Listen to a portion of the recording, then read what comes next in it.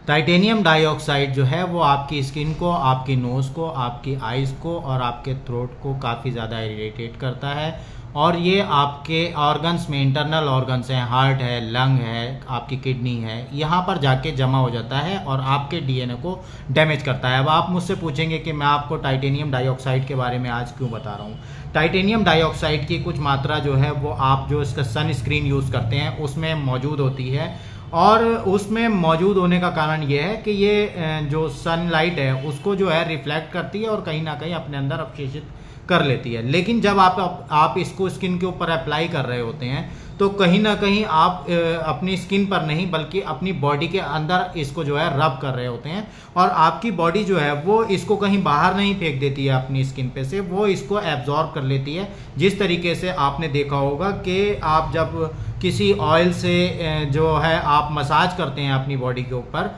तो वो ऑयल आपका बॉडी के अंदर चला जाता है, ना कि वो बाहर उड़ जाता है हवा में। इसी तरीके से सनस्क्रीन और वही सारी जो क्रीम्स और लोशंस आप लोग यूज़ करते हैं उन सारी क्रीम्स के साथ होता है जिनमें अक्सर ऐसे केमिकल्स होते हैं जो आपके लिए बहुत ज़्यादा हानिकारक होते हैं। यही सब केमिकल्स आगे चल के कैंसर, आपका ट्यूमर और इंटरनल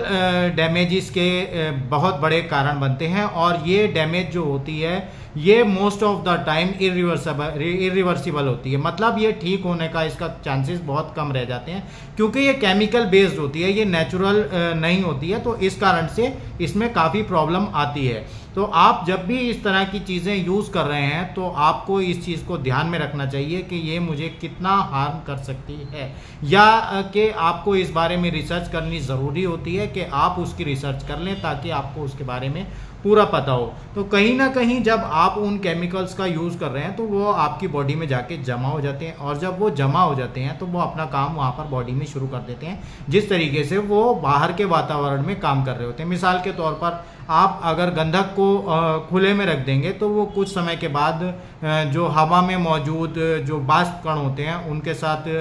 क्रिया करना शुरू करता है, और कुछ समय के बाद वो डिजनरेट होने लगता है और उसका कुछ और बन जाता है, और उसका कंपाउंड भी कुछ और ही होता है। तो अगर इस तरीके से आपकी बॉडी के अंदर केमिकल्स जमा होते रहेंगे तो कहीं ना कहीं वो जाके आगे आपकी सेहत के लिए बहुत ज़्यादा हानिकारक पैदा होते हैं, और साथ के साथ आपकी इम्यूनिटी को घटाते हैं। आपको अगर कोई अन्य रोग हो रहा है तो कहीं ना कहीं उस रोग को ठीक करने के लिए आपकी बॉडी में जो इम्यूनिटी पावर है वो इम्यूनिटी पावर जो है वो उस रोग से लड़ती है। लेकिन जब आपकी इम्यूनिटी पावर इन केमिकल्स के कारण कम हो जाएगी तो आप उन रोगों से नहीं लड़ पाएंगे, और जब आप उन रोगों से नहीं लड़ पाते हैं तो कहीं ना कहीं आपकी बॉडी लगातार कमज़ोर होती है, और उस कमज़ोर होने के साथ साथ उसमें ऐसे चेंजेस पैदा हो जाते हैं जो अगली पीढ़ी तक ट्रांसफ़र होते रहते हैं, जो कि डीएनए में रीजनरेशन के कारण आपकी बॉडी में पैदा हुए थे। तो आप जुड़े रहिए हमारे साथ, सब्सक्राइब कर लीजिए हमारे चैनल को। Thank you very much.